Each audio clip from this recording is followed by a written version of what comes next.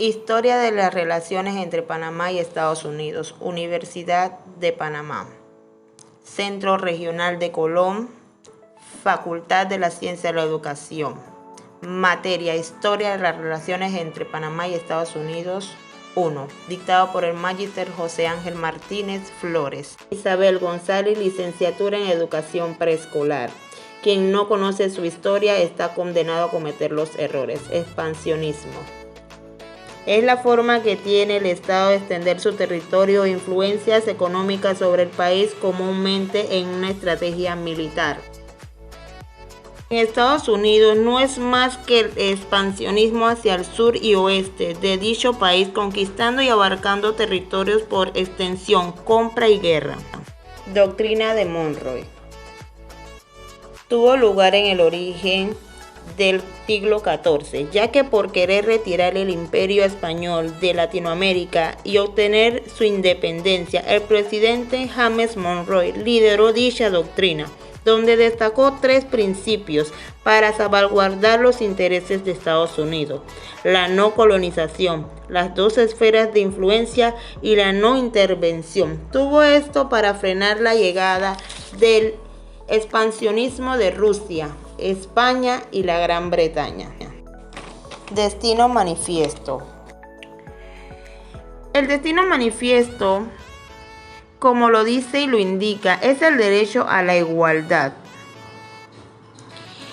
Esto fue divulgado por el periodista John Sullivan, que comenzó a divulgar dicho derecho a través del periódico. Esto se extendió a Texas en el área textil.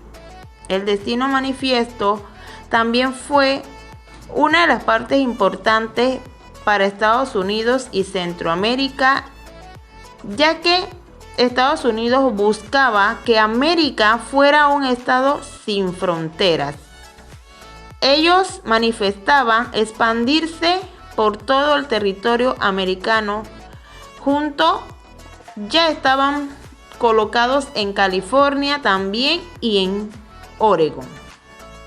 No quiero dejar por fuera uno de los acontecimientos dentro de Estados Unidos: la colonización española y francesa. Llegaron a América colonizando cantidades de territorios en busca de extraer recursos y extender su territorio en nuevos terrenos, conquistando indígenas, dando legados como la economía, el trueque, enseñándoles su idioma, el español, la religión, la agricultura, incentivándolos a la ganadería. Esto dio muchos revuelos entre los indígenas, ya que ellos destacaban en ser sus propios dueños de sus propios territorios. Esto dejó lugar muchos enfrentamientos. Hasta el sol de hoy podemos ver que no son muchos ya los originarios en dicho territorio. Otros acontecimientos fueron la expansión de las 13 colonias a Estados Unidos, del norte al sur, dando así en 1750 comenzaron a desintegrarse y anexándose al gran territorio estadounidense, siendo así el más grande en el continente americano. Georgia, Carolina del Sur, Carolina del Norte, Virginia, Maryland, Delaware, New Jersey, Nueva York, Connecticut, Massachusetts y Hampshire. Otro hecho de la expansión de Estados Unidos fue uno por guerra, liderado Estados Unidos y México bajo el Tratado Guadalupe Hidalgo. Fue una de las grandes guerras de expansionismo de Estados Unidos, cuyos fueron 7 territorios anexados al mismo, como Arizona, California, Nuevo México, Texas, Colorado, Nevada, Utah, realizados en el Río Grande. Entrando a la política conocida como el Gran Garrote y el Buen Vecino. Veremos un poquito más de dicho acontecimiento, que dejó lugar muchos enfrentamientos, muchas muertes. La política del gran garrote y el buen vecino. Esta política del gran garrote, conocida como Kay and Beef, esta frase que utilizó el presidente Theodore Roosevelt al presionar a los caribeños de una forma diplomática para la intervención al momento de la llegada de Estados Unidos, de la gran potencia mundial, bajando un poco la operación. Dicho así, también la política del buen vecino se destacó en el siglo 30. El objetivo era de tratar de establecer el libre comercio y destacando y respetando al vecino. Esto quiere decir que Estados Unidos, como gran potencia, para poder sugestionar a los caribeños, tenían su forma como de presionar al caribeño de que no interviniera a la llegada en las costas, y la del buen vecino para poder llegar a las personas que estaban tratando de independizarse de las colonizaciones. La fiebre del oro en California. Esta fiebre llega a la década de 1849-1850. Estados Unidos, al anexar California a su territorio, encontró dicho metal, cuyo fueron destacando y entrando muchos inmigrantes a extraer dicho material. Sin saber Estados Unidos, cuando anexa a California, que dicho metal estaba en su territorio, México aún así ya había perdido ese territorio en la guerra y tanto en el Tratado de Guadalupe.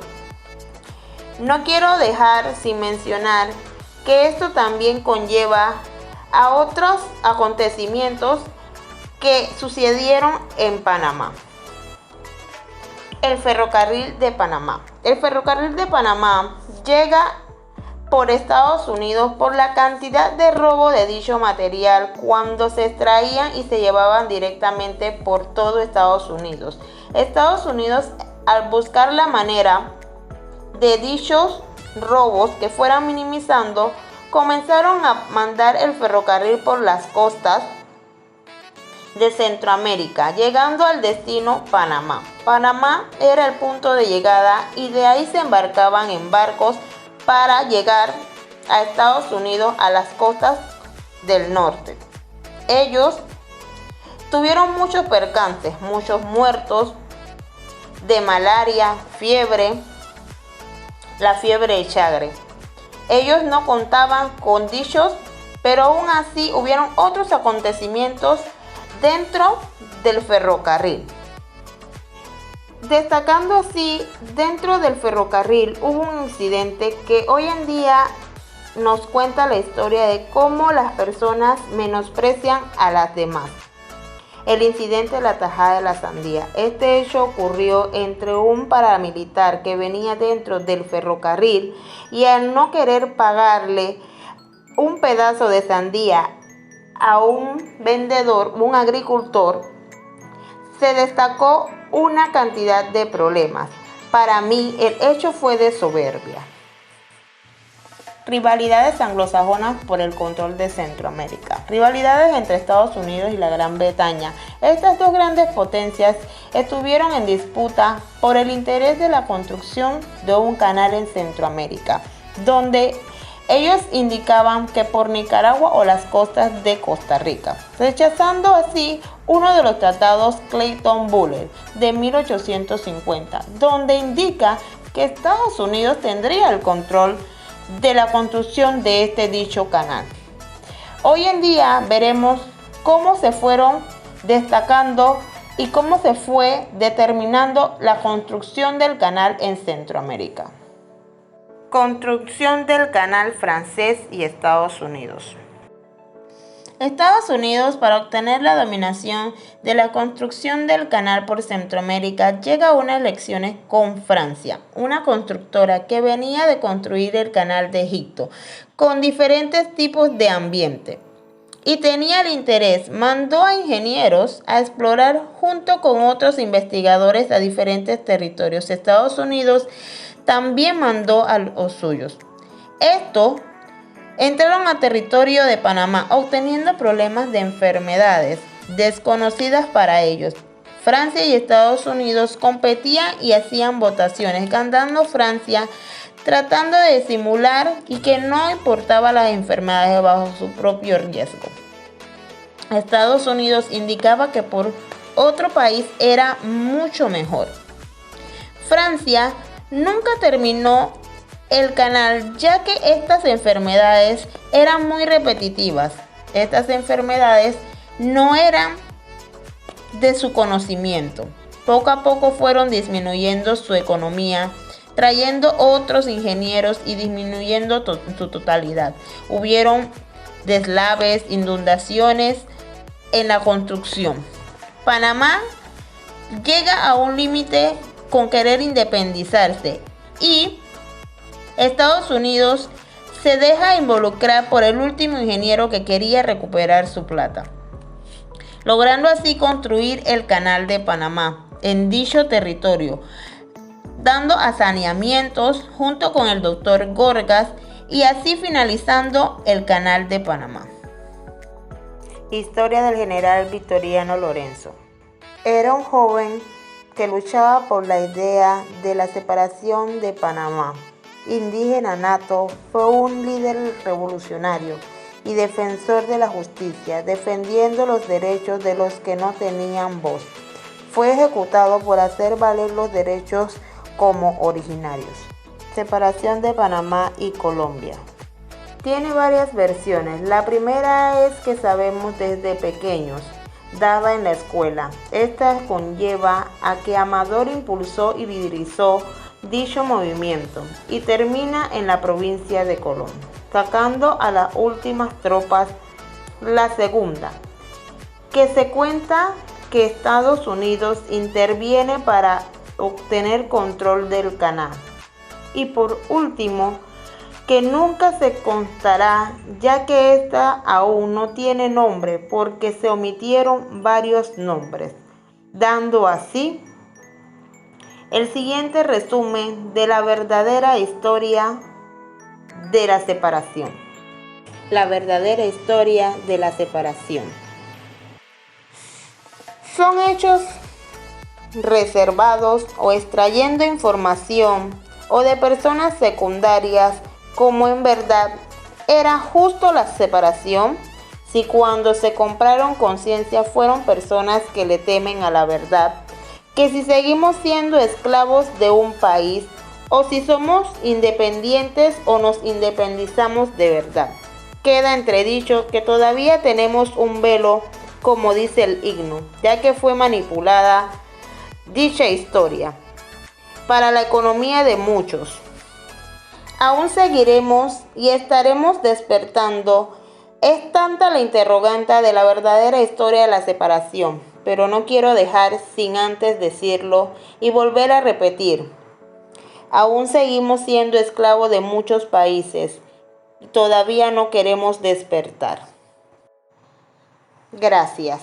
Quiero dar gracias a nuestro profesor que nos abre un poco más a nuestra historia, dejando así la historia panameña no busca el hecho sin no reclamar su identidad.